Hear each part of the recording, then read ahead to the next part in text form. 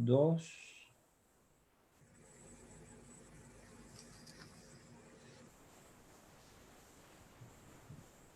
Muy bien. Pareciera que ya estamos en línea. Muy buenas noches. Un saludo para todas y todos. Bueno, seguimos en el marco de los conversatorios, seguimos proliferando el conocimiento y hoy un tema que gusta, que apetece, hablar sobre las tecnologías sociales y el futuro emergente en la parte tecnológica. ¿Me oyen bien? Sí. Sí, perfectamente. Perfecto.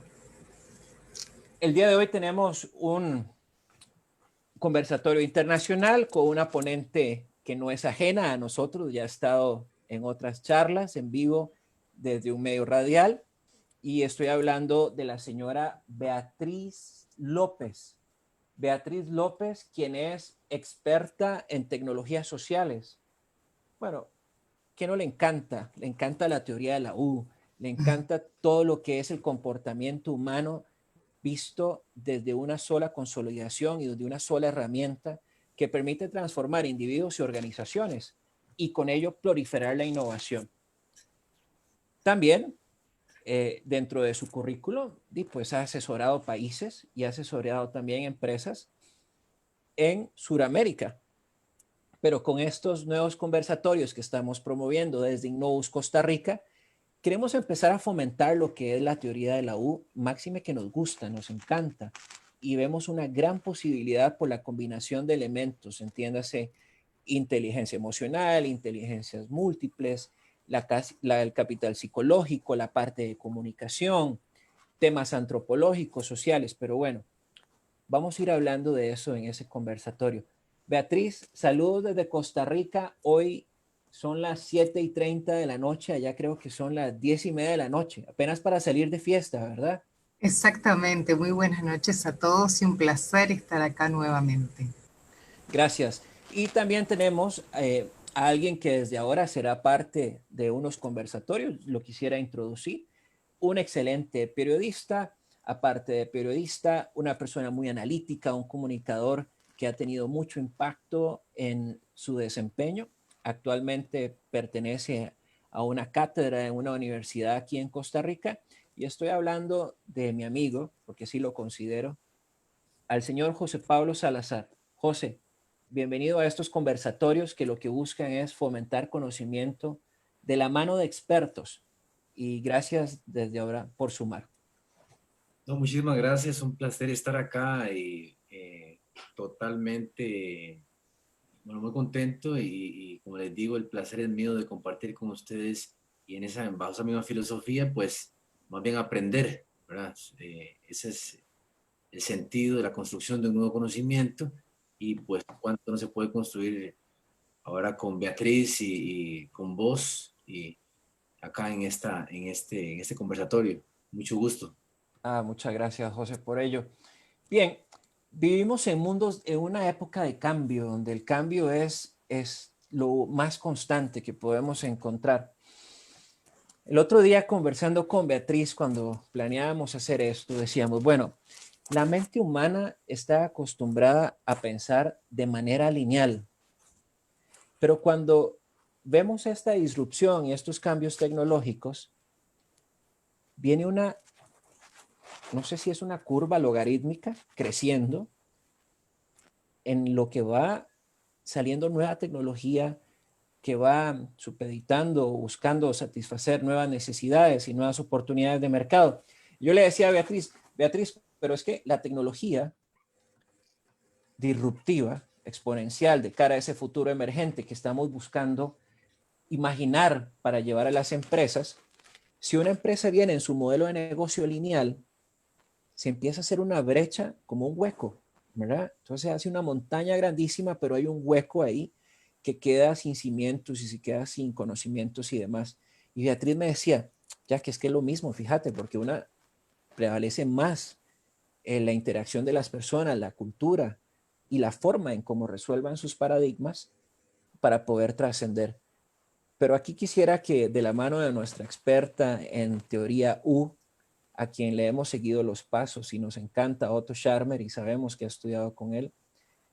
¿Qué es lo que ella ve en ese sentido? Porque sin lugar a dudas, los modelos de negocio tienen que transformarse, pero el tiempo de esa transformación, la forma en cómo lo vayan a comunicar para recuperar la confianza de sus potenciales clientes, va a depender mucho también de su estrategia, que vamos a llegar ahí. Pero ¿qué es lo que está viendo Beatriz en este momento de cara a este nuevo proceso de adentrarnos a este nuevo normal, ¿verdad? Porque no ha sido tan sencillo. En Costa Rica hoy nos dieron las primeras directrices. En Uruguay sabemos que han ido habiendo poco a poco nuevos lineamientos. ¿Pero qué piensas? Yo lo que veo es que hay una ausencia de visión. Costa Rica hoy nos dieron las primeras directrices. Ok. Hola. Ahora sí, estamos por acá. Ahora sí, yo lo que veo es que hay una ausencia de visión de parte de las empresas que siempre han estado imbuidas en el día a día y el día a día se las come, como decimos un poquito acá en Uruguay. Y esa ausencia de visión tiene que ver con una estrategia, porque no hay nada mejor que una pandemia para mostrar la fragilidad que tenemos, tanto como empresas como seres humanos. Cómo reconvertirnos, cómo transformarnos rápidamente ante todo esto que sucede. Y lo que pasa es que muchas empresas se quedan anquilosadas y no la ven venir. Y acá me gustaría poner un ejemplo, no solo en pandemia. Por ejemplo, Nokia en el año 95, en el año 2005 gastaba 6.000 millones de euros en investigación y desarrollo. Era el 30% de toda la industria. Tenía el prototipo de tablet 5 años antes que Apple la lanzara, pero pasaron más tiempo peleando por políticas internas que diseñando. Y esto no lo digo yo, sino que lo dice Alasdair Curtis, que es el diseñador jefe de Nokia de 2006 y 2009. Y me parece que este ejemplo representa lo que pasa hoy. Las personas en las empresas se pasan mucho más discutiendo que haciendo. Y lo que viene ahora y lo que hace la teoría U es aprender haciendo, mirando lo que pasa tal cual pasa, sin cuestionarlo tanto, sino que tomándolo como es y permitiendo que sea como es. Porque las tecnologías tienen sus limitaciones. Sin embargo, el pensamiento lineal tiene sus limitaciones. Pero la imaginación y toda esta transformación que está, yo me animo, arriesgo, yo arriesgo, que está profundamente basada en el instinto humano, algo que hemos desdeñado, algo que Albert Einstein dice, ahora somos más esclavos de la mente que ese regalo maravilloso que es el instinto y la intuición, que se materializa a través del proceso de la teoría U, mientras que estemos abiertos a ella. Entonces yo lo que veo hoy es una ausencia de visión y estamos como caminando a ciegas, salvo esas personas que son muy activas y se ponen a vender su conocimiento online o se ponen a ver las primeras posibilidades emergentes. Uno de los datos que había hoy en día, todo el mundo habla de Zoom, hacer las reuniones por Zoom. Zoom sí, pero no es lo mismo que la interacción. Nos perdimos muchísimos datos que hasta hoy ninguna computadora, inteligencia artificial puede obtener del ser humano. Y todos esos datos riquísimos terminan haciendo la base, la sostenibilidad de la innovación en el mundo. Claro. Si los algoritmos excluyen todos esos sesgos, se trabaja como con un ojo, ¿no? No hay una doble visión. Por eso nosotros le llamamos empresas de doble impacto, o para los que les gusta el fútbol, empresas ambidiestras, ¿no? De pegarle con las dos, con la derecha y con la zurda. Para tener una visión realmente completa de lo que es la empresa del siglo XXI. Y lo que hace la pandemia es que nos tira rápidamente abajo todo lo que sucede. Queda tremendamente expuesto lo que no era muy digamos, competitivo, lo que no era muy interesante. Sin embargo, por ejemplo, solo el 20% del trabajo actual se puede llevar por Zoom. El otro, no se puede. No es lo mismo. Bueno, y eso es muy interesante porque, por ejemplo, cuando hablamos en términos de comunicación, ¿cómo lo ve José Pablo Salazar? Bueno, no discrepo en mucho de Beatriz, porque lo plasma de una manera muy concisa y además muy concreta, muy realista. Quizás yo voy un poquito más allá, ¿verdad? Y en definitiva, va Okay. vinculado, el mundo de la comunicación permea absolutamente todo, o es todo, ¿verdad? Es un eje fundamental en las empresas, y vinculando un poquito con la parte académica también, va de la mano con una filosofía, ¿verdad? De aprendizaje, una filosofía con el proceso de enseñanza-aprendizaje, en el aprender haciendo que hablaba Beatriz, ¿verdad? Si bien es así, o hemos pasado más bien un milenio, tratando de imprimir toda la información en la mente del ser humano para que después ésta la vaya a reproducir, ha dejado de ser así, ¿verdad? O aprendemos haciendo, en el caso de los niños aprenden jugando, o morimos en el intento, ¿verdad? Nos teníamos en la escuela, creo que todos los tres, y de los que nos puedan estar escuchando, teníamos en la escuela las preguntas y las respuestas, pero salíamos al mundo laboral y cuando nos cambiaban las preguntas, nos volvíamos locos, no sabíamos qué hacer, ¿no? Éramos incapaces algunos aún lo son, ¿verdad? O muchos aún lo son, incapaces de construir una nueva solución a un nuevo problema. Bajo esta lógica, ¿verdad? De la cual la academia debe ir cambiando, debe de evolucionar su modelo mecanicista y mercantilista de construir autómatas que puedan aportar o hacer algo a partir de una computadora o de un ordenador. Es ahí donde nacen las grandes mentes, que son escasas, son pocas, no todos, de estudiantes que se puedan estar graduando.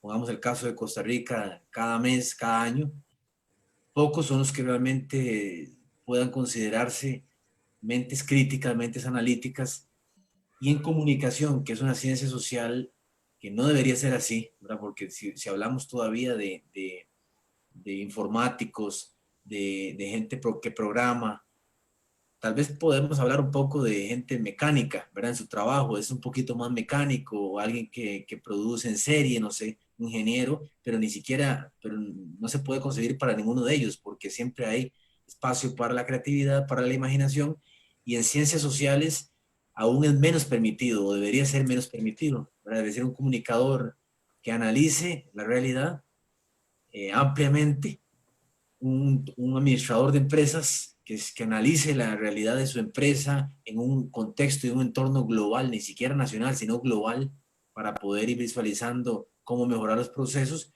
Y este ejemplo de Nokia que ponía Beatriz es clarísimo, ¿verdad? Yo creo que es de los pocos tan claros, como en la lentitud, ¿verdad? De algo que era notorio, cayeron, ¿verdad? Fallecieron en el intento y todo el mundo les pasó por encima.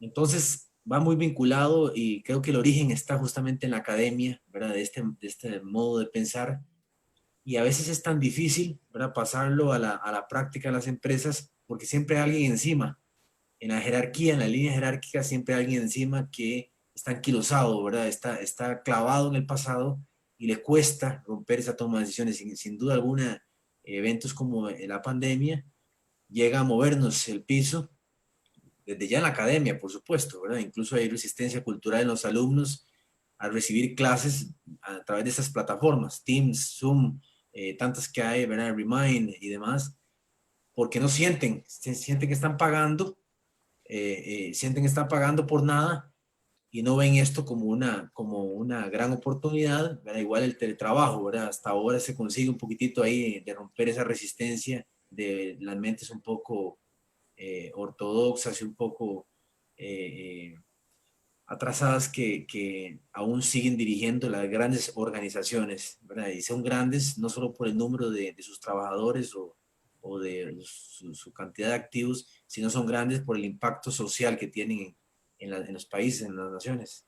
Ya. Pero ve qué interesante eso que estás diciendo, porque esto lo relaciono con uno de los temas del día de hoy, las tecnologías sociales. Y aquí me gustaría que Beatriz lo amplíe porque se torna fundamental, primero, su buen entendimiento de qué es lo que significa. Luego, cómo eso nos permite la interacción y esa comunicación. Hemos visto cómo con los procesos de transformación digital, muchos gurús lo han dicho, lo más importante primero son las personas, la tecnología es lo secundario. Máxime que vivimos en un mundo de datos e información. Por ejemplo, en Costa Rica recién se establecen los lineamientos estratégicos, buenos o malos, pero son los lineamientos que estableció el gobierno para la reactivación y el desarrollo económico. En ese sentido, Beatriz, quisiera que empezáramos, por favor, que nos cuentes a qué entendemos como una tecnología social y por qué hoy, en momentos donde todo se está transformando a una velocidad vorágine, se vuelve fundamental este tipo de tecnologías. Beatriz.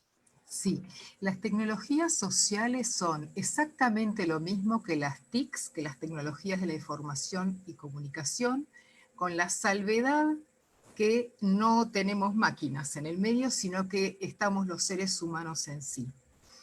La enorme diferencia es que consiste en vivir en la pregunta, no en la respuesta. Y, por ejemplo, y en determinados tipos de preguntas. La pregunta trae la respuesta que ocupa. Es decir, que cada pregunta nos va a orientar hacia la cultura o hacia el hacer del día a día. Entonces, es muy importante eso. Pero las tecnologías sociales apuntan permanentemente al campo de las posibilidades. Esas posibilidades que nunca creímos que fueran posibles, esas. Por eso en la teoría U se trabaja muchísimo el tema del prejuicio. Es algo realmente grave en las empresas el tema del prejuicio. No, esto no porque siempre lo hice así. Esto no porque va a caer mal. Esto no porque... Bueno, ¿qué importa? Veamos cuál es la mejor forma de decir las cosas para que nadie se sienta ofendido. Y si alguien se siente ofendido o dolido, lo dice.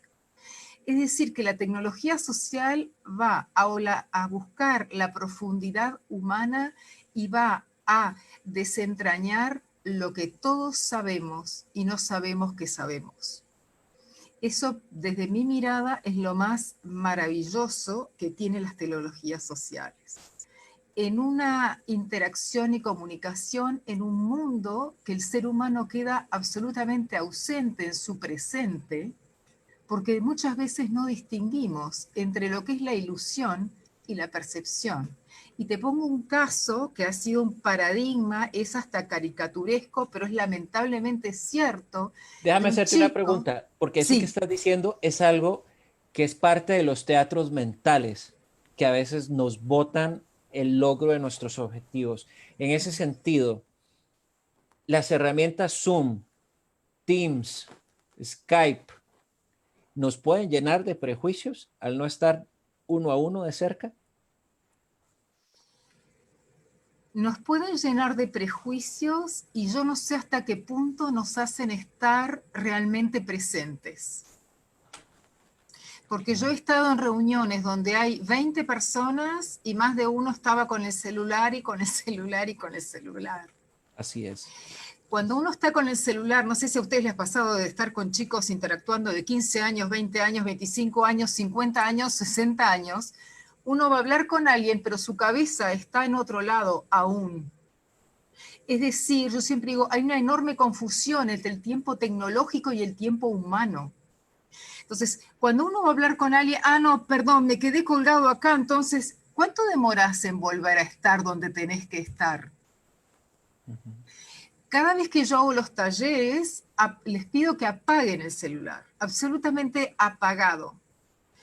El que no lo apaga tiene que pagar $20 o $100, depende. Pero Okay. es la forma que logramos estar presentes. cuando uno estudia biología cultural, es imprescindible que los políticos sepan lo que es la naturaleza humana, cuáles son realmente nuestros tiempos, cuáles son realmente nuestro potencial. Tenemos un potencial enorme. Lo más tirado del siglo XXI está siendo el potencial humano, porque estamos poniendo la tecnología, parece que los seres humanos siempre necesitáramos como un san Dios, un san Google, y eso nos tapa humanamente y quedamos ausentes en nuestro presente. Quedamos tapados por millones de cosas. Cuando en verdad uno se reúne con una persona después de 3 horas, mediante el juego, mediante algún proceso de la teoría U, y la persona dice, pero yo siempre supe que tenía que hacer esto, ¿y por qué no lo hiciste? Por eso las tecnologías sociales hablan ese saber que tú sabes que no sabes aún. Entonces, hay formas de que eso se manifieste y el juego, por ejemplo, es una excelente herramienta para que se haga. Y es fundamental vivir en la pregunta. Michael Porter habla de los círculos viciosos y los círculos virtuosos de la competitividad, ¿verdad? Así bueno, cuando hablamos de la pregunta, yo invito a eliminar el por qué, porque entrar en el por qué es uno entra en una locura sin respuesta. ¿Y por qué? ¿Y por qué lo hice? Y a veces ni sabemos por qué lo hicimos, o porque nos dejamos llevar, o porque era moda, o porque si no, no nos sentíamos en pertenencia en un grupo, etcétera. Entonces, el por qué no, sino la pregunta que hay que hacerse es más, ¿qué? ¿Cómo? A mí me gusta mucho hacerle esta pregunta a las empresas y a los gobiernos. ¿Nunca se pusieron a pensar cuánto están dejando de ganar? ¿Nunca se hicieron esa pregunta? ¿Cuánto estoy dejando de ganar en el sentido más amplio de la palabra, no solo en el sentido económico? ¿Cuánto estoy dejando de ganar día a día por lo que no estoy haciendo, por lo que no estoy viendo, por no abordar el punto ciego que Otto Scharmer lo habla tanto, el punto ciego de la civilización, el punto ciego de la empresa, el punto ciego personal? Todos lo tenemos. A mí me hace gracia, la gente me dice, ay, Beatriz, pero vos no tenés... Yo siempre tengo puntos ciegos. ¿Por qué? Porque soy humana, somos humanamente iguales todos. Totalmente. Entonces, Totalmente. Las tecnologías sociales nos llevan a tomar contacto con ese punto ciego que no es cómodo, pero lo podemos hacer divertido, pero no es cómodo. ¿Por qué? Porque en Latinoamérica, como tenemos aversión al error, en vez de decir, caramba, no lo vi, no me di cuenta, que es lo humanamente probable, bueno, ok, entonces en base al error construimos, innovamos, es maravilloso el tema del error o la equivocación. No con intención, ¿no? Porque si me equivoco con intención, eso significa ser malévolo. Totalmente. Y eso no es lo mismo. Totalmente. Y aquí viene un concepto que me gustaría que José Pablo nos ayude, porque lo que Beatriz nos está diciendo es volviéndonos a tener organizaciones más conscientes, es decir, personas más conscientes de su realidad, más conscientes de su entorno, más propositivos. Con el teletrabajo y con toda esta situación, hemos visto cómo en el orbe, a excepción de Nueva Zelanda, ha venido planteando que sus programas económicos y sus programas de desarrollo van primero en función de satisfacer las necesidades de las personas más vulnerables para recuperar una economía de mercado más justa y más solidaria. Aquí quisiera preguntarle a José Pablo, desde el punto de vista de la comunicación,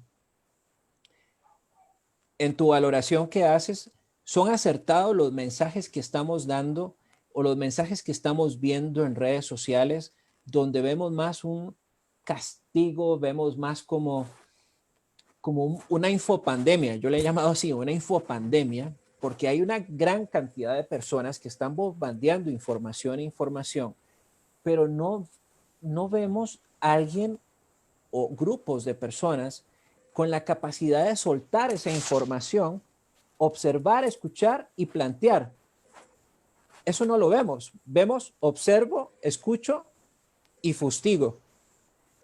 ¿Cómo podemos desde la comunicación? Perdón, Jack, pero escucho más o menos, ¿eh? Sí. Más o menos. Pero aquí, ¿cómo hacemos para poder cambiar ese chip, José, desde la comunicación? ¿Qué nos dirías? Qué difícil, ¿verdad? Pues qué difícil. Creo que estamos metidos en uno de esos círculos, en un ciclo nefasto, ¿verdad? Dentro de la misma comunicación, o más bien hablaba Bourdieu del campus de la comunicación, el sociólogo. Es un campus en disputa, ¿verdad? Y muchos son simples marionetas de esa disputa, ¿verdad? Porque ni siquiera sabe que están siendo usados para pelearla. Así es, En la universidad así es. hicimos una investigación que demostraba, de teoría fundamentada, que demostraba las redes sociales como canales reproductores de estructuras discursivas hegemónicas. Y esto, en palabras sencillas, es cómo la comunicación, primeramente, que no es gratuita, ¿verdad? Hay un falso por ahí de que yo soy invencible, alcanzo lo que quiera alcanzar a través de las redes sociales, la comunicación, llego a todos los rincones del mundo, y eso es absolutamente falso, ¿verdad? Tengo un alcance, pero dependiendo de la red social y de la plataforma, por ejemplo, Facebook es una red social cerrada, por tanto, alcanzo mi círculo de amigos, tal vez uno que otro por ahí, Twitter es abierta, alcanzo un poquito más, pero todo se resume en pagar. Y el gran grupo que controla más del 90% de la comunicación en el mundo, que es GAFAM, ¿verdad? Está Google, Microsoft, Amazon, todas estas transnacionales gigantescas, controlan esa comunicación y cobran por ese alcance. Entonces, la investigación, en resumidas cuentas, demuestra cómo son los grupos poderosos, ¿verdad? Los que en sí mismos, a través de sus empresas, de sus medios de comunicación, que también pertenecen a ellos, logran legitimar, ¿verdad? Las versiones que quieren comunicar, que quieren socializar y que quieren que se conviertan en ese bulo o en esa desinformación, que al fin y al cabo las restantes marionetas, que son marionetas sin conciencia. Hay que Sí. considerar ahí que volvemos al sistema educativo, hay un fallo, ¿verdad? En la construcción del pensamiento crítico y divergente en los estudiantes, eh, los hacemos que responda a un entorno mercantil, y de nuevo, encontramos grupos económicos fuertes que manejan un discurso de toma de decisión, de un discurso social muy lindo, ¿verdad? Un discurso que es populista hasta cierto punto, donde necesitamos ayudar a los más necesitados y demás, pero en realidad estoy protegiendo mi estatus, estoy procurando que no se me toque, ¿verdad? Entonces se ve esa batalla, tal vez no se pueda ver tan a simple vista, pero se ve esa batalla política, económica, de lograr prevalecer, ¿verdad? En la guerra de las redes sociales, de la comunicación, la violencia simbólica, de tratar de imponer mi discurso, mi verdad, uno queriendo achicar el Estado, el otro queriendo agrandar el mercado, y bueno, es fuerte, ¿verdad? Estar ahí en redes sociales es fuerte. En esa investigación, muchos no opinaban en redes sociales por miedo a ser acribillados, ¿verdad? Eso que decía Jack, es una tromba tuitera, donde si decís algo que no va con la masa, entonces te golpean hasta el punto, puede ser, de cerrarte la cuenta. Entonces, ¿cómo lograr a través de la comunicación social, eh, cambiar este escenario? Bueno, creo que va desde la universidad, como les decía, ahí está el centro de todo, hacer conciencia del gran rol que tenemos los comunicadores, del gran rol, comunicadores, si se quiere, escolarizados, y el rol que tienen los comunicadores todos como comunicadores en redes sociales, de la responsabilidad que tenemos y de la parte deontológica, ¿verdad? Para poder construir una mejor sociedad. Y al fin y al cabo, por acá tengo un libro que cuando Jack me habló de este conversatorio, y leyéndolo dentro del sesgo que hay que tener, de la singularidad está cerca, de Ray Kurzweil. Este libro es interesantísimo y lo estamos usando en una investigación porque expone la necesidad de las empresas o de las ciencias sociales, se puede adaptar o adecuar a cualquier ciencia, pero cuán juntita va en la ley de rendimientos acelerados, le llama a él, de la tecnología. Cuánto, es casi imposible acercarse, ¿verdad? En la evolución tecnológica, entendida como Taros, ¿verdad? Como la parte de Taros y software. Ajá, ok. ¿Cuánto puedo yo acercarme a eso? O siendo mi ideal y mi carrera de perseguir el acercarme a la tecnología. Entonces nosotros estábamos haciendo un experimento tratando de acercar, de cuánto se puede estar acercando la comunicación social o el periodismo puntualmente, específicamente, a la tecnología o cuánto se está alejando. Y esto cuánto le puede significar, decía Yuval Noah Harari, que yo Muy sé que bien, todos conocidos, muy bien, espera que para el 2047 más o menos muy bien. el 80 y pico por ciento de las ciencias sociales puedan ser sustituidas, ¿verdad? Ya bots desde la Sociedad Interamericana de Prensa en Estados Unidos producen 85, 85, producen contenidos que se así es, consideran periodísticos. Entonces ahí así no es, estamos solamente hablando de fuentes de trabajo que van quedando, no ese es el así es. problema. El No, problema es el único discurso y el riesgo para las democracias, el riesgo para la pluralidad de pensamiento, pero son muchas cosas que que descansan sobre la comunicación social, ¿verdad? Y sobre todo sobre ese sentido de darle alma o espíritu a las tecnologías, ¿verdad? Que no es máquina, ¿verdad? Hay cosas que son insustituibles, tal vez en el 2100, 2150, no sé, cuando ya ninguno esté, esos problemas ni siquiera serán de discusión porque ya estarán superados, pero vendrá las máquinas o vendrá esa singularidad de la que habla el autor ajá. a lograr, a lograr tratar de que la máquina, ¿verdad? O de que el ser humano pueda tratar de imponer, ¿verdad? Un poquitito ahí a la parte nada más dura o insensible de muchos que tienen esa visión, ¿verdad? Pero ve qué interesante eso, porque esto nos lleva a un lugar que quería llegar, a los temas de los modelos o las propuestas de valor de las organizaciones. En un mundo donde se ha perdido la confianza de salir, porque ahora se hablan sobre las cápsulas sociales o las burbujas sociales, en donde tienes que ir a convivir con gente de tu mismo espacio físico, ir a un restaurante, pero no ir con otros, porque si no, no sabes si se va a pegar el virus o tienes que estar a 1.8 metros de distancia. Aquí tal, en ese sentido, y lo que dice José Pablo es muy cierto, la tecnología de alguna forma u otra va a reemplazar por medio de la inteligencia artificial, ya lo hemos visto, como lo ha ido haciendo poco a poco en los primeros niveles de atención. Se espera, como lo decía Yuval Nahari, al 2040 por lo menos, una tercera capa, ya lo vemos también en la telemedicina, ya lo vemos también en aspectos de robótica, cuando vemos en China, por ejemplo, perros en parques patrullando a ver si hay personas que están por ahí violentando la ley. Ya vemos también tecnologías de precisión, ya se habla de agricultura de precisión, por lo menos acá en Costa Rica, ya nos quieren mover ahí, ¿verdad? Pareciera que hay una ola, un tsunami, que donde nos tenemos que montar en la tabla de surf y empezar a seguir la ola, porque si no esa ola nos va a aplastar. Pero aquí viene una pregunta para Beatriz. Beatriz, en esa arquitectura de negocios y los jugadores de la propia industria, en el campo de la estrategia, bien se dice que una organización tiene una cadena de valor, que son las actividades en las cuales se monetiza y algunas donde le dan soporte a la propia organización y las otras son un complemento. La teoría de Michael Porter. Entonces, en ese sentido, ¿qué verías vos para hacer una deconstrucción de esa cadena de valor a partir de la teoría de la U? En el tanto que yo no me aleje de la tecnología, entiéndase, cualquiera que sea, sino más bien sea una simbiosis y yo pueda hacer un ecosistema conjunto.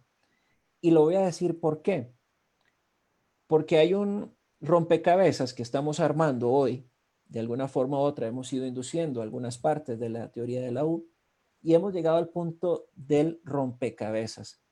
Cuando definimos las variables de mayor peso o de mayor involucramiento que la organización tiene que prestarle atención a estos momentos, sé que me vas a decir, Jack, pero es que puede depender de la organización, del tipo de industria, del tipo de momento, pero en la generalidad uno siempre tiene una intuición por dónde empezar, siempre tiene una intuición por dónde pueden estar las cosas.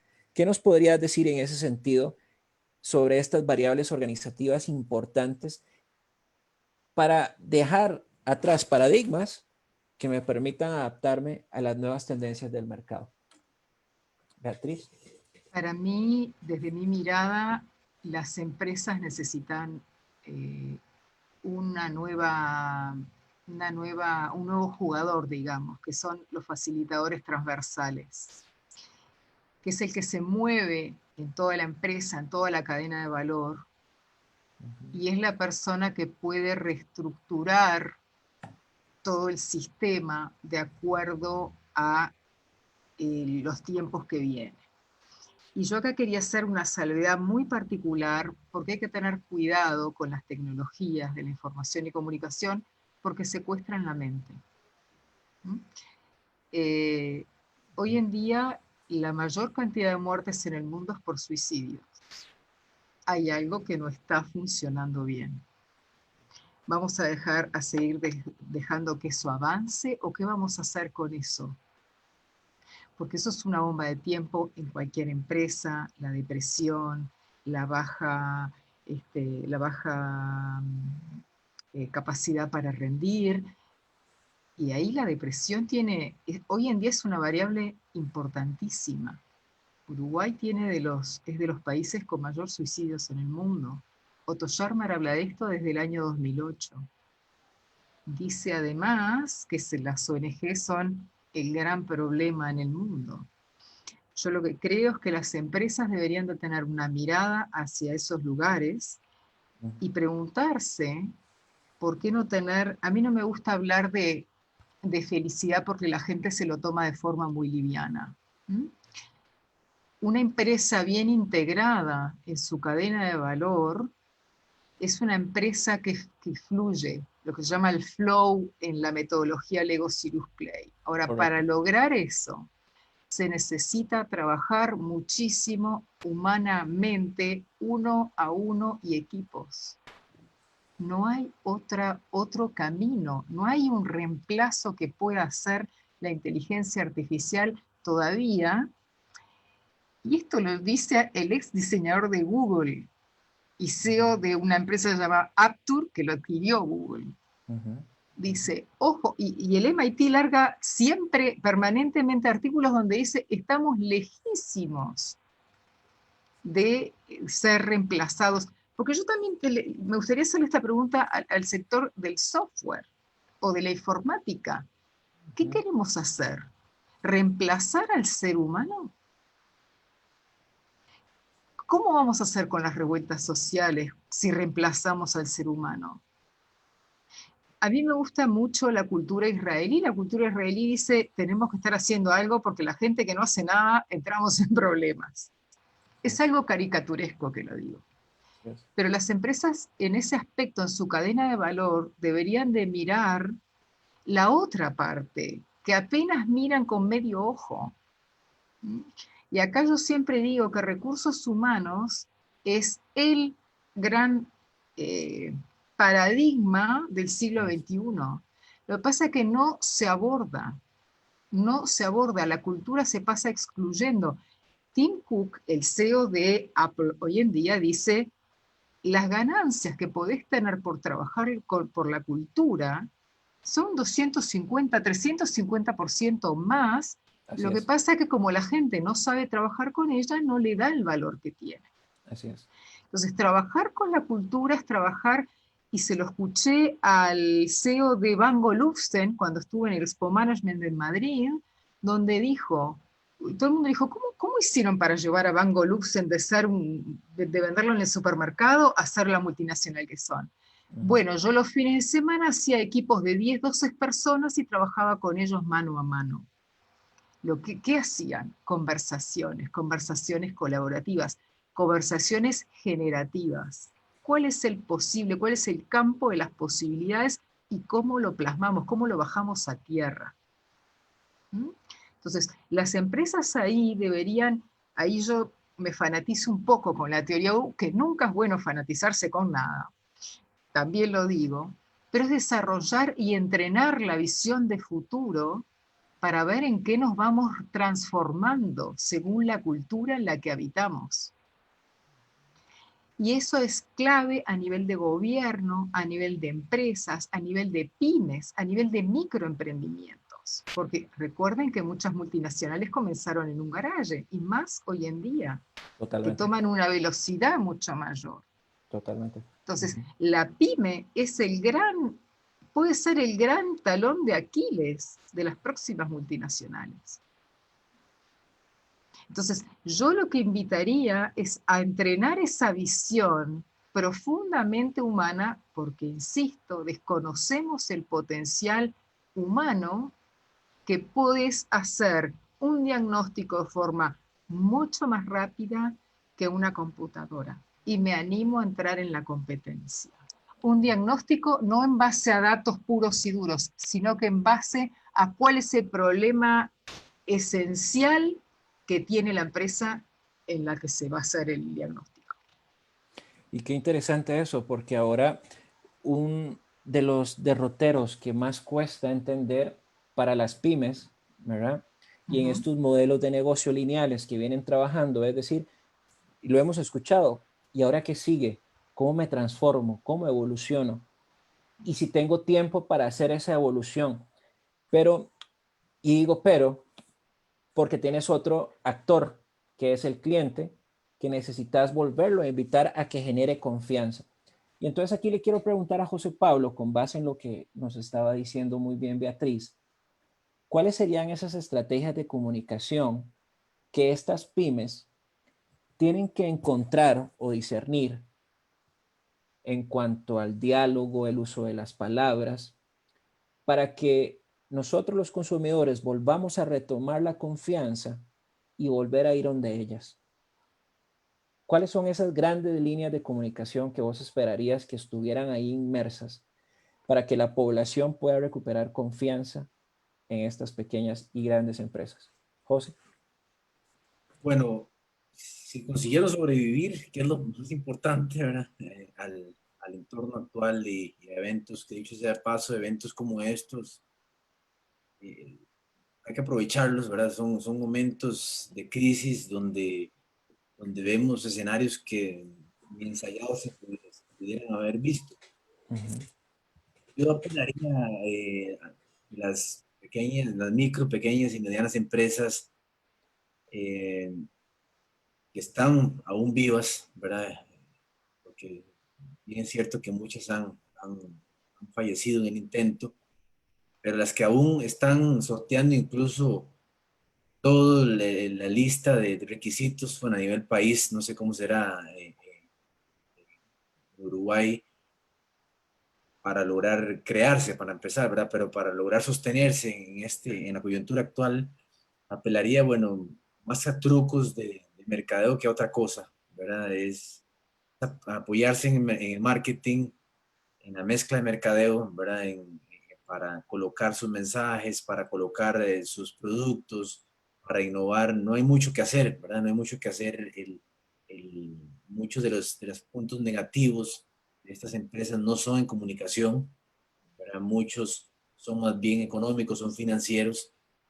Sí tienen que verse desde el punto de vista social, por supuesto, del impacto a la sociedad, de ellos mismos, ¿verdad? De las familias que dependen de ellos, de verse como una empresa humana, si se quiere, ¿verdad? No una empresa de querer sacar una utilidad y listo, ¿verdad? Porque en la medida en que sea así, eh, si no es ahora, va a ser después y en el corto plazo que van a tener eh, los días contados.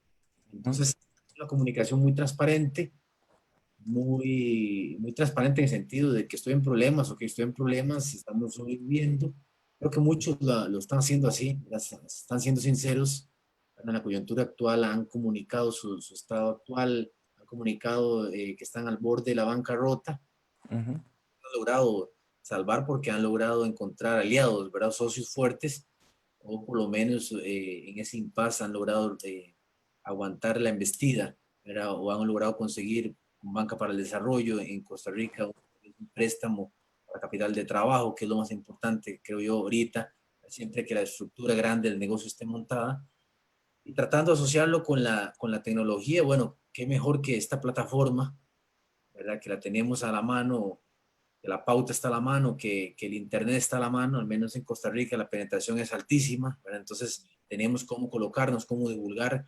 Tal vez no requiera yo un alquiler, ¿verdad? Tal vez no requiera infraestructura para trasladar, tal vez sí, pero por la parte de la comunicación que es fuerte está ahí y es la que puede, aunque estemos mal económicamente y financieramente, cualquier empresa pequeña no quiere darse o no quiere mostrarse débil, ¿verdad? Que para mí sería muy transparente hacerlo, pero si no quiere mostrarse, tiene toda la plataforma de comunicación para mantenerse viva, ¿verdad? Aunque no esté vendiendo un elote, ¿verdad? Pero se está manteniendo viva la comunicación con una comunicación asertiva, una comunicación muy humana, muy empática, ¿verdad? Para que al regreso de las condiciones vuelvan a normalizarse o la nueva normalidad, pues, que se avecina, poder también cambiar la filosofía de trabajo, porque bien lo decía Beatriz, ¿verdad? No podemos retornar a las labores bajo la nueva normalidad pensando igual, ¿verdad? Tiene que ser un cambio de mentalidad de 180, tiene que ser aliarse con las tecnologías, sí, pero también rescatando eso que el ser humano aún todavía le da, ¿verdad?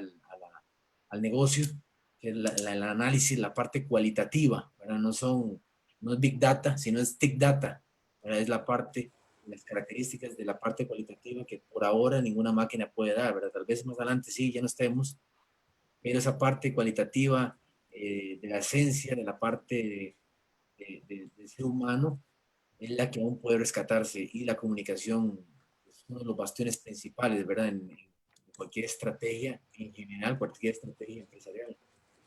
Muy bien, Sí, y aquí viene un tema. comparto totalmente el tema de la confianza, porque en verdad lo que nos ha pasado es que hemos perdido la confianza y Sí, la transparencia es clave, es clave. Y cuando trabajamos en innovación, todavía más. Cuando Otto Scharmer habla de crear un container, un grupo de personas que se sientan en la confianza de decir, esto no sé cómo lo voy a hacer, pero me parece que por acá, o es una intuición, y generar una confianza y el grupo se transforma hacia lugares realmente fantásticos. pero entonces pregunto, ¿por qué a las personas les cuesta tanto reaccionar? ¿Por qué nos cuesta o les cuesta tanto anticiparse y tienen que esperar a que les den un remesón o un terremoto de 7.0 grados para poder innovar? Y aquí lo digo porque si vemos la teoría de la U, nos invita a reaccionar, a rediseñar, a replantear y a regenerar, que los vamos a ir abordando uno a uno. Y también en el marco de la comunicación, ahí le pediría a José que en los momentos que pueda haber oportunidad de aportar, nos vaya aportando. Pero Beatriz, empecemos. Reaccionar. ¿Por qué nos cuesta reaccionar esas anclas del pasado? ¿Por qué son tan fuertes que nos limitan hacia nuestros propios pensamientos y que muchas veces nos sabotean para poder Porque, empezar? porque tenemos que trabajar muchísimo con la mente y con nuestros prejuicios. Si tú supieras, a mí me gustaría hacer un estudio en este sentido, lo que el prejuicio le quita a la posibilidad de transformarse, a las posibilidades de mejorarse, de innovar, todo, yo estoy llegando a la conclusión que todo está allí. Las personas se autolimitan por su historia. Cada vez que hacemos algo, esto es algo profundamente humano, hacemos algo y me hace acordar, aunque no lo diga conscientemente, inconscientemente me hace acordar aquello, y aquello no me fue bien y entonces ya lo hago. Y miro a esta persona y esta persona me hace acordar a este otro, entonces esto, y como no funcionó, ya no lo miro, ya me parece de esta forma. Y nos autolimitamos de una forma tan grande que es difícil de transmitir a través del Zoom en este sentido. Y además acordate que está la voz del miedo. Otto Scharmer habla de la voz del miedo, la voz del juicio. Así es. ¿Mm? El juicio corta toda posibilidad. Cuando yo juzgo, al nombrar algo, lo niegas. Y es lo que se Totalmente. llama la curva del absencing, ¿no? Está la presencia, pero está Sí, la ausencia. ¿No? así es. Y como yo te comenté anteriormente, el 90% de las personas está en la ausencia. Entonces, nada mejor que una pandemia, alguien me va a matar por decir esto, para sacudirnos, porque no salimos del miedo y el miedo hace que nos paralicemos. Así es. Así ¿Y es. si yo dijera que el miedo es algo también inventado? Porque también tenemos miedo a quedarnos sin dinero, es el miedo mayor. Me quedo sin dinero, ¿qué hago? No hago nada. ¿Quién dijo eso? ¿Cómo llegamos a vivir en la época que estamos viviendo si sin dinero no hacíamos nada? Pensemos en nuestros ancestros, cómo han salido adelante, cómo siguieron. ¿Mm? Yuval Noah Harari lo explica de una forma fantástica en su primer libro de Animales a Dioses. Homo Entonces, Deus. Homo Deus, exactamente, ¿no? Entonces, la voz del juicio, la voz del miedo, sí, y esto está comprobado desde el punto de vista neurológico, quedamos ahí estancados y solo el 10% de las personas salen a hacer algo. Curiosamente, el 10% de las personas que salen a hacer algo, también Michael Porter habla del 10% de las personas que tractorean en el mundo. Somos todos humanamente iguales, pero somos bien distintos cómo reaccionamos en el hacer que hacemos. Cuando yo viajo a Israel, miro que Israel nace del dolor. Saben que tienen la muerte atrás permanentemente. Entonces no hay tiempo a tener miedo. ¿Qué vas a hacer? La pregunta que te hacen es ¿qué vas a aportar tú al país? ¿Cuál es tu aporte? Hubo una emigración rusa altísima. Se tuvieron que sacar los prejuicios porque hubo problemas en ese aspecto, también culturas totalmente distintas. ¿Pero qué fue lo primero que decían? Yo me reuní con varias personas. Ah, no, el aporte que hicieron los rusos a Israel fue tan grande, sobre todo por el conocimiento que tenían a nivel de medicina. ¿Mm? Entonces, cuando cerramos la voz del juicio, la voz del miedo, acá ya tenemos otro tipo de escucha. En vez de decir, muchas veces escucho a una persona y reacciono, y si paro de reaccionar y simplemente, aunque sienta que la otra persona diga un disparate para mí, lo permito. Estoy lo que se llama en la permisión. Permito que el otro diga lo que quiere decir y me siento a reflexionar un par de minutos sobre eso. Porque yo pienso lo que pienso, porque reflexiono como reflexiono y porque el otro me está invitando a tener otra mirada. Eso es lo que dice Otto Scharmer cuando observo, escucho. ¿Qué es la escucha activa? No estoy esperando a ver en qué le voy a caer, a ver, él no sabe. Entonces, ahí compito con él, entonces como él no sabe, yo quedé como un crack y bárbaro. No, me paro en lo que llama el centro vacío, Así es. o como el doctor Humberto Maturana le dice con candor, personas candorosas, con ojos de niño. ¿Qué Pero, querrá decir esta persona en pero, verdad? pero Beatriz, ahí estás tocando un punto desde el punto de vista del ser y de la comunicación que se llama tener la capacidad de voluntad, tener la capacidad de La dejar de voluntad lado, abierta. tener la capacidad de pasar a un conglomerado en vez de quedarse en los ecosistemas y sobre todo, más aún, el reconocer quién soy y cuál es mi trabajo y cuál es mi rol, porque Sí. ese es el detonante para poder formar equipos de alto rendimiento dentro de las organizaciones y dentro de los negocios que permitan hacer una transformación radical de extremo a extremo. Ahora, ¿qué pasaría en las organizaciones, gobiernos o pymes si uno se saliera de todos los títulos, nos sentáramos a trabajar y cada uno levantara la mano y dijera, yo me siento comodísimo haciendo esto, me gusta, me sale, hiciéramos un equipo en ese sentido? No un equipo bajo presión, un equipo... eh, ¿Sabes que la eficacia en verdad nos lleva al opuesto? De eficaz no tiene nada. Mm.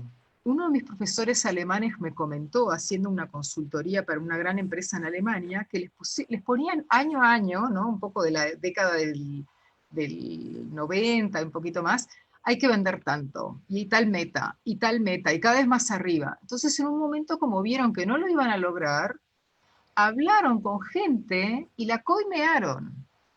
Te podés imaginar que descubrir eso en Alemania fueron despedidos inmediatamente cuando lo descubrieron. Pero ahí se preguntaron, ¿qué hicimos nosotros para generar esto? ¿Cómo estamos conviviendo en nuestra organización, en nuestro gobierno, en nuestra pyme, en nuestra empresa familiar para que esto suceda. Porque es muy fácil echarle la culpa a un tercero y ponerlo en ¿no? la guillotina en el cuello y matarlo. Ahora, ¿por qué sale, como dice Otto Scharmer, la voz del cinismo? ¿Por qué sale la voz del cinismo en las organizaciones? ¿Sabes por qué, Jack? Porque no hay posibilidad de transparencia. Porque tengo miedo que me echen, entonces la voy llevando y digo esto que no es así y esto tampoco que no es así, y después las cosas terminan, como dijo un ex ministro de Economía uruguayo, terminan donde yo no quería ni imaginaba que terminaban. Entonces hay que tener muchísimo cuidado con ello y habilitar espacios de permisión, no permisivos, que son dos cosas distintas. Espacios de permisión para que la innovación, las ideas emerjan sin juzgar, porque si no voy a tener miedo a perder mi trabajo.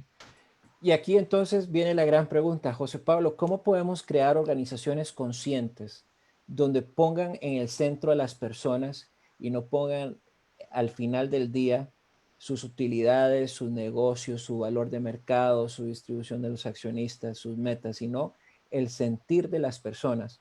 Porque está dicho que una persona que tiene más empoderamiento, tiene más capacidad de ser libre, se le permite el fracaso. Ese fracaso no es señalado, más bien es visto como un aprendizaje para los demás.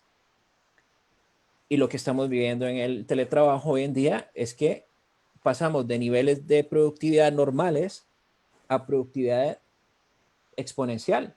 ¿Cuántas personas no han dicho, es que en mi casa trabajo más que estando en la oficina?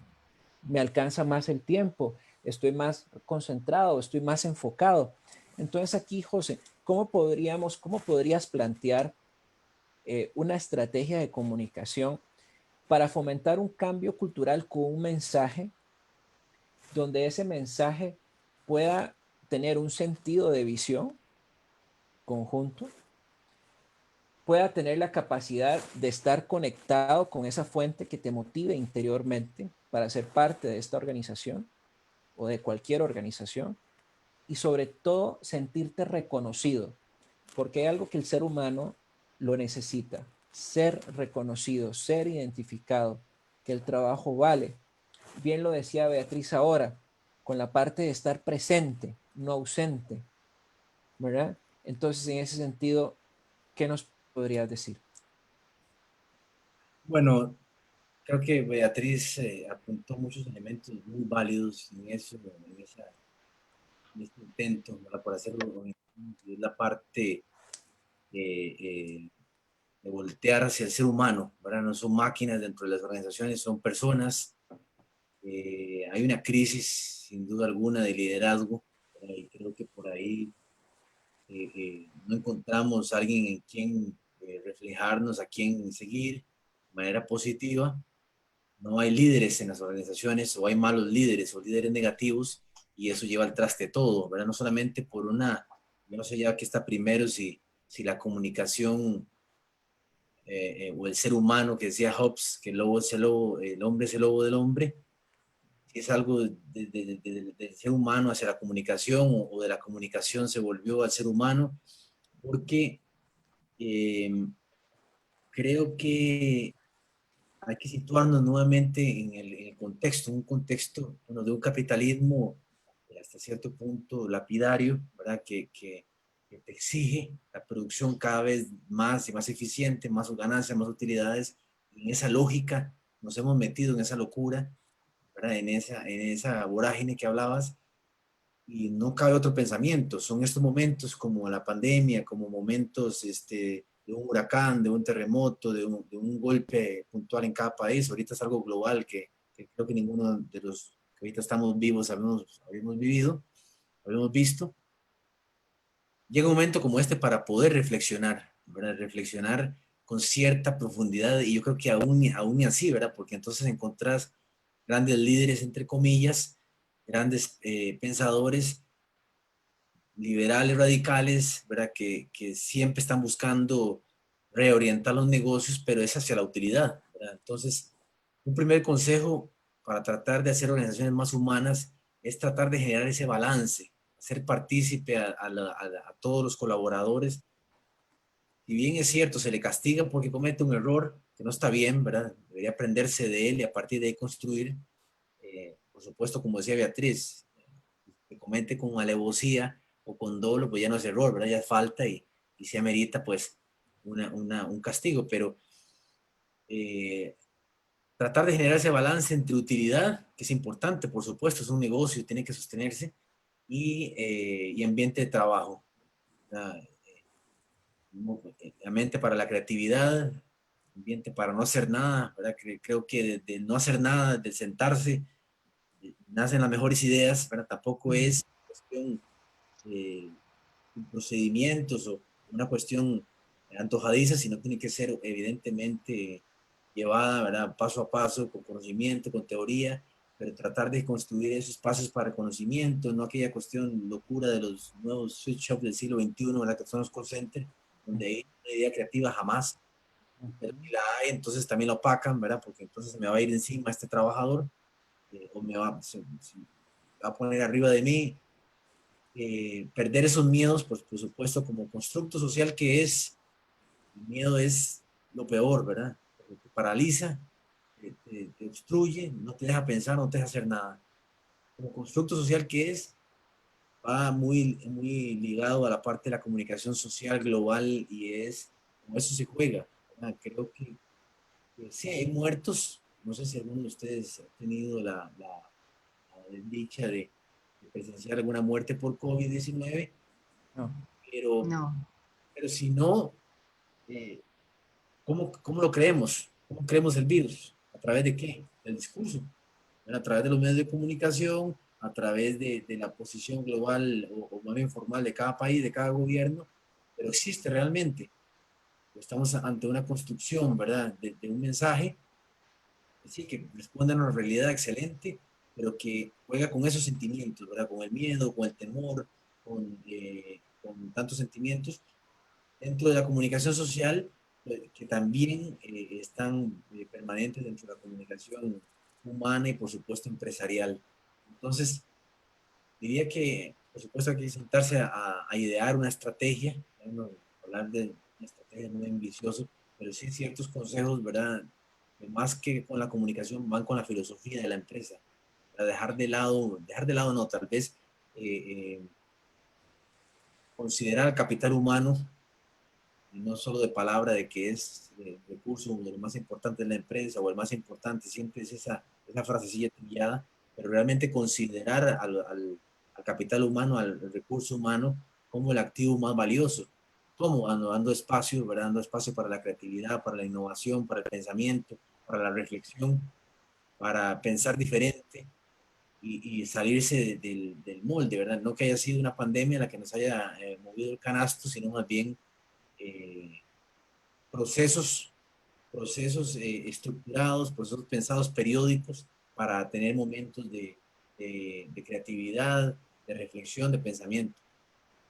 Ve qué interesante esto, porque aquí nos lleva a uno de los puntos, ya cerrando este conversatorio. Cuando uno habla de prototipar, de crear, de proponer, todo nace de una idea, pero esa idea, en principio, cuando la escribes es muy diferente a lo que tenías pensado. Luego, cuando la compartes con otros, dices, mira, no lo había pensado de esta forma, pero aquí estás vinculándolo con la cabeza. Entonces vinculas tu idea con la cabeza y con la mano. Y después viene un tema importantísimo. ¿Cómo lo vinculo con el corazón? Para que denote en mí la pasión. Y aquí estoy hablando sobre el tema de el prototipado ya en la teoría de la U, ya saliendo de la U, era ya el punto de llegar yo le llamo al concierto, el concierto en donde hay una serie de agentes, hay una serie de instrumentos, hay una serie de personas con distintas formas del saber que recogen esa idea y en la gestión del conocimiento que nos enseñaba Nonaka en 1900, partimos de una idea, la compartes y hay una construcción de un nuevo conocimiento. Pero el punto más importante es el prototipado, porque si tú no te crees lo que estás prototipando, ¿cómo lo vas a ir a vender a otra persona? Es justamente el prototipado que te ayuda a ser coherente entre lo que pienso, siento, digo y hago. Y también el prototipado tiene una parte de toma de conciencia, que recordemos que la toma de conciencia siempre resulta un poquito incómoda Así para es, aquellos que no entrenamos mucho el sentido crítico, ¿no? así Porque la es, crítica está a la orden del día, pero el sentido así- crítico es otra cosa. totalmente, totalmente. Y entonces en ese sentido, para una persona que nos vea o que nos esté viendo ahorita y diga, bueno, yo tengo mi pyme en crisis, tengo mi empresa en crisis, quiero transformarla, quiero hacer algo diferente, quiero desarraigarme, ya entendí que tengo que tener una mente abierta, que tengo que tener un corazón abierto, que tengo que tener una voluntad abierta, que tengo que dejar de ver los patrones del pasado, ver con nuevos ojos, aquí tal, pero entiendo la visión y la cristalizo y después vengo con el prototipado. ¿Qué pasa si esa visión en el caminar de mi nuevo negocio o de mi nueva propuesta de valor de negocio, mi entorno mismo me diga que no se puede? ¿Qué dirías ahí, Beatriz? Si hiciste una buena teoría U, a mí me gustaría compartir un dibujo que Sí, hicimos en un proceso de teoría U completo con una dale, organización, dale. donde, lo que pasa es que ahora no lo tengo, Ah, pero lo dejamos para la próxima. Es muy interesante. Es más, me pero, gustaría transmitirle que si desarrollas la verdadera teoría U, nosotros vimos en marzo del año pasado uh-huh. todo lo que está sucediendo hoy. Todo. Algunos supimos mirarlo, otros estábamos aprendiendo, distintos estadios, distintas personas, como deben de ser todos los grupos, ¿no? Uh-huh. Uh-huh. Pero cuando tú ves eso con anticipación, te puedo asegurar que te adelantás a lo que va a suceder. Entonces, si bien del punto de vista neurológico el miedo nos paraliza, a menos que tengamos esta visión hecha en un prototipo y actuemos antes. Por eso se entrena el liderazgo visionario. De ese dibujo lo voy a alargar en LinkedIn cuando pase lo próximo que tiene que pasar. Es un poco, parece un poco loco, ¿no? Como hablas de un futuro pero es el futuro que emergió en un grupo de 18 personas trabajando a nivel de gobierno. Entonces, es tan clara la visión de futuro que tenés cuando haces el verdadero proceso de teoría U, te tomás el tiempo, es un proceso profundo, es un proceso que tiene sus puntos de dolor, sus puntos ciegos, pero si haces un verdadero proceso y tenés esa visión, el mercado no rechaza nada porque lo viste de antemano. Qué interesante eso. Y eso nos lleva a cómo orquestarlo finalmente y llevarlo al mercado. Exactamente. Y ahí Porque, lleva un proceso de mini-Us, yo le llamo las mini-Us en acción. ¿y cómo se puede convencer a ese consumidor que pruebe lo desconocido, que intente lo desconocido? Porque aquí puede ser que estés creando un nuevo mercado, ¿verdad? Sí. O puede ser que estés solazando una nueva necesidad que surge, pero que también hay cierto temor de recibir ese nuevo producto o ese servicio. Pero aquí la clave al final del día, lo que dicta si una innovación es exitosa o no, es si el mercado lo acepta o Pues, si suena la caja registradora. ¿Cómo hacemos para que esa caja registradora suene? Y ya con eso podríamos hacer un encuadre final, pero sí me gustaría entender y que nos compartas eh, cómo hacer para que ese mercado se anime a recibir ese nuevo producto o servicio. lamentablemente, en América Latina, las personas que llegan a teoría U, la mayoría llega por desesperación. Estoy desesperado, no sé qué hacer, probé esto, esto, esto, no me sirvió, estoy desesperado. Lamentablemente llegan desde ese lugar. Los que llegan desde otro lugar es porque ya escucharon empresas grandes que la utilizaron, como Google, como alguna empresa en Brasil, como el gobierno de Escocia, es porque ya escucharon algo y vienen desde ese otro lugar. Hoy en día se está llegando desde estos lugares. Sin embargo, me parece que hay una construcción sobre plasmar este liderazgo visionario que es muy interesante. Porque, ¿sabes otra cosa que pasa ya? Cuando la gente ve y el dibujante está dibujando lo que dibuja y el prototipo se está haciendo como se está haciendo, y ves toda esa información porque la ves, porque la gente la empieza a decir, lo otro que sucede es que no lo crees. No, no puede ser. Y no puede ser. Yo te digo porque el dibujo que está hecho hace un año tiene hasta una corona hecha arriba de un corazón. El coronavirus, ¿te suena? Marzo 2019 está hecha. Entonces, la forma de llegarle a la gente es a través del tiempo, como se está haciendo, mostrando que hay resultados, no resultados en corto plazo, ¿m? Los resultados se ven al año, ¿m?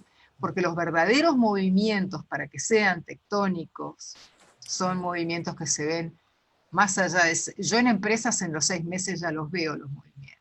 A nivel de gobierno se ve al año. ¿M? A nivel de grupo de vecinos, yo trabajé con grupo de vecinos acá en Uruguay también con la teoría U. Esos movimientos son movimientos más tectónicos, un poco más, y a las personas nos cuesta ver, porque estamos tan acostumbrados a lo lineal. Esto genera esto. No, no, no, no, no. Esto va a generar todavía no sabemos qué. Así es. Por eso la teoría U se compra, no se vende. Lo que es fantástico es a nivel de gobierno, cuando las personas ven qué pueden hacer y qué no pueden hacer. Porque hay gobiernos que se ponen en hacer cosas que no pueden hacer para abanderarse de algo marketinero o de algo y no los va a llevar a buen destino. Correcto. Sin embargo, ahí es interesante ver las fortalezas que tienen y transformarlas para que sean gloriosas para el país y su gente. Eso es para mí de las cosas más fantásticas que tiene la teoría U. El desarrollo de la visión, te digo porque es de las cosas más difíciles, de los desafíos más difíciles que me ha tocado, y me encantan los desafíos, si no hay un desafío no voy, no me interesa porque soy muy así dame lo difícil, pero cómo transmitir esa visión de futuro y anticiparte a la jugada.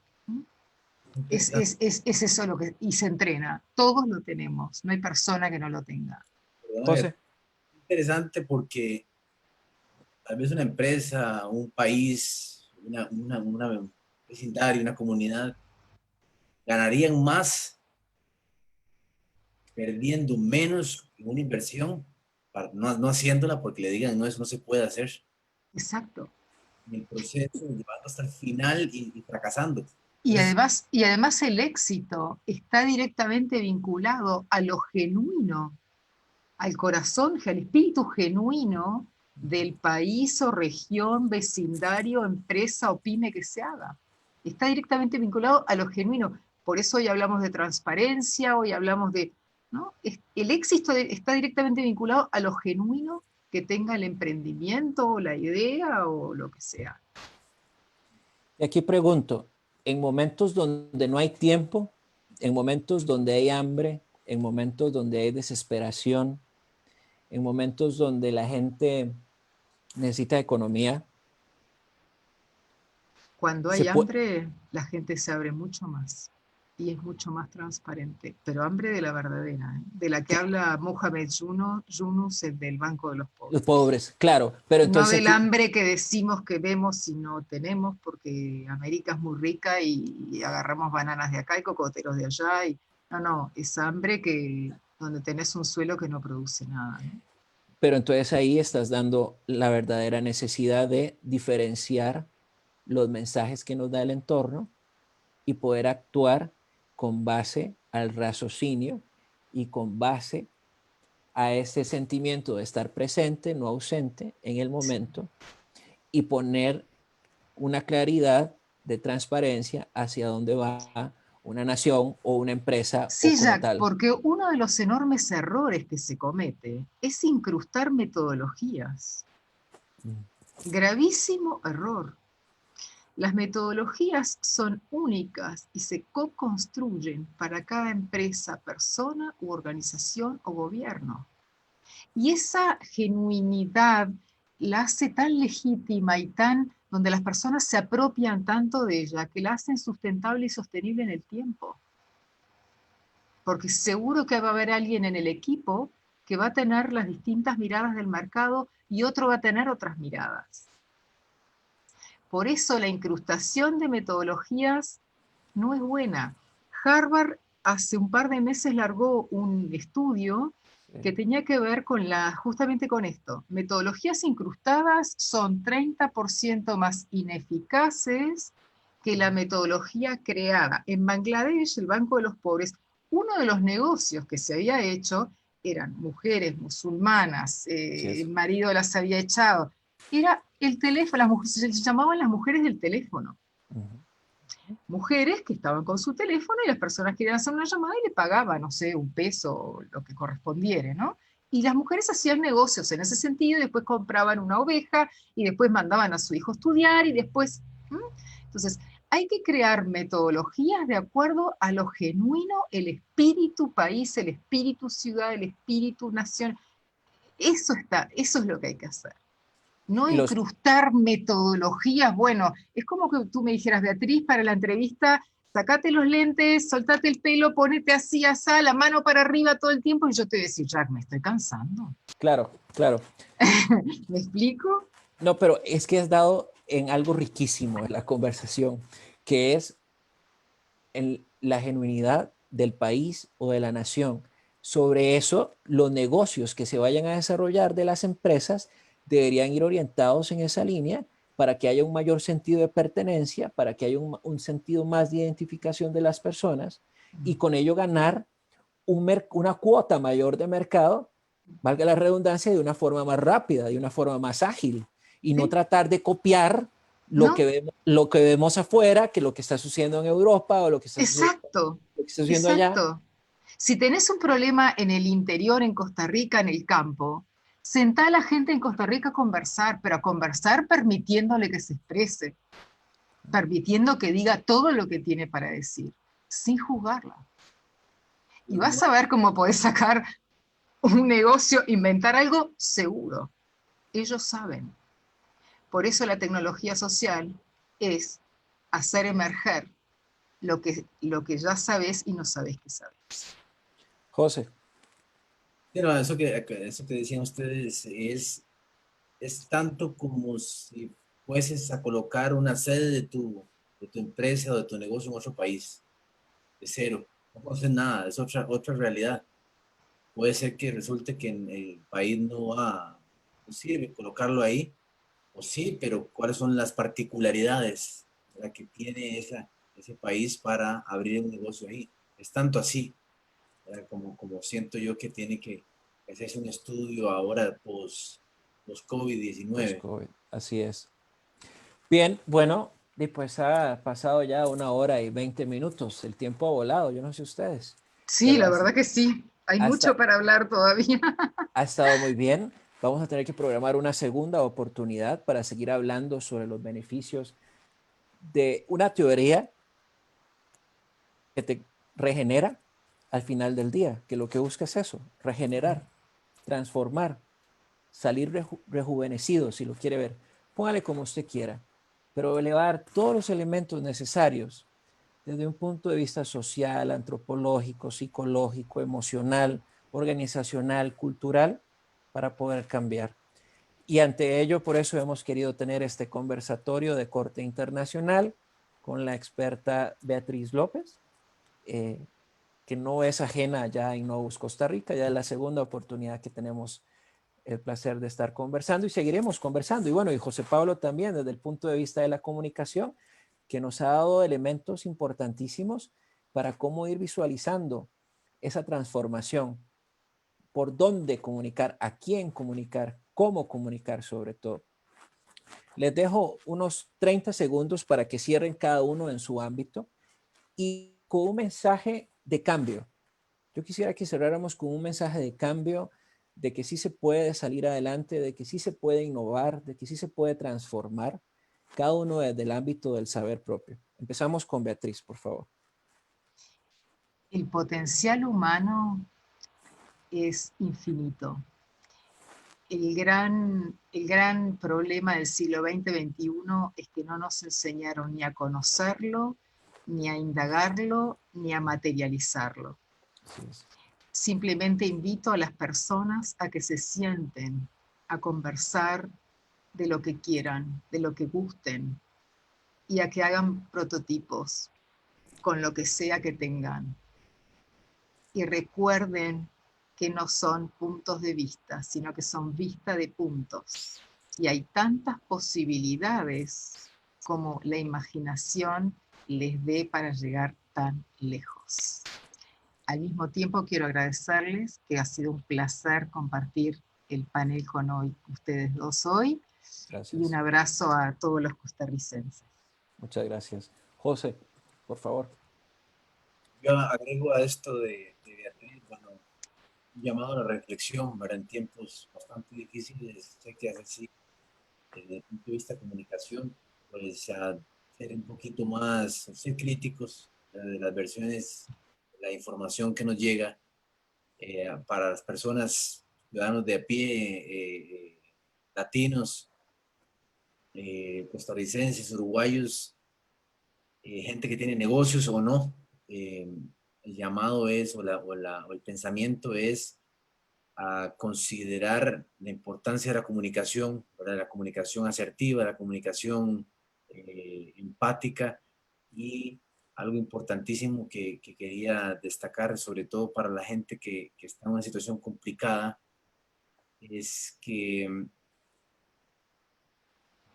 pensar, ¿verdad? El llamado es a pensar, a reflexionar, a dejar de asociar, el sentirse bien y la felicidad eh, con el consumo.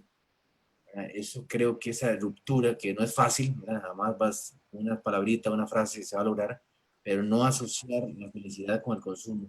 Creo que eso es lo que nos tiene condenados a muchos en sus hogares y en sus empresas, reducidos al fracaso y al temor, a la incertidumbre, a lo que no sé, a lo que no conozco que va a venir, y es porque estoy asociando todo lo que estoy haciendo al ganar, ¿verdad? Al ganar dinero, al tener, al poder acumular, y eso está terrible, ¿verdad? No, no necesariamente creo que el sistema nos puso aquí hoy, o ahora nos puso aquí en el sistema a creernos eso. Bueno, yo me pregunto, al menos yo más pequeño, mucho más pequeño, ¿qué hacía, verdad? Para entretenerme, porque no había moles, no había tanta tienda, tanto lujo, tanta vaina, o no sé, o no los conocía, y era feliz, ¿verdad? En un polvazal con los amigos, jugando al fútbol, llegando tarde en la noche de jugar fútbol, a comer, tomar café, dormir, y listo, ¿verdad? Esa era la felicidad, y no tenía mucha asociación con lo material, ¿verdad? Porque en ese entonces era escaso. A eso hago ese llamado, creo que olvidamos eso, y se los estamos haciendo olvidar a las nuevas generaciones que nunca lo van a vivir, ¿verdad? Que han vivido, que viven o nacen rodeados de tecnología, rodeados de abundancia. Cuando no está eso, es lo crítico. Al menos por ahí anda mi reflexión, y ojalá que aporte o permita eso. Muchas gracias. Bueno, yo voy a cerrar con unas palabras, si me lo permiten. Vivimos en un mundo complejo, que se le llama la palabra compleja. Todos los problemas son complejos. La falta de recursos, la diversidad, la interconectividad que va de la mano con la infopandemia, también el tema de la globalización. Hemos demostrado con este conversatorio, con estos expertos y su servidor, que estamos en la era de la innovación, pero no una era de la innovación tecnológica, sino en la innovación personal, aquella que nos permita hacer más con menos, ser más flexibles con nosotros mismos, ser más frugales también, y sobre todo, aprender a experimentar para poder prototipar y proponer nuevas ideas. O bien, como lo decía Steve Jobs, la innovación no es cuestión de dinero, es cuestión de personas. Y esa persona es usted. Gracias por este conversatorio. Gracias, Beatriz, desde el Uruguay. José Pablo, un placer a todos. Y a los que nos vieron, gracias. Y a los que nos verán, gracias miles. O como decía un cantante famoso, gracias totales. Buenas noches. Hasta luego. Hasta la próxima. Gracias.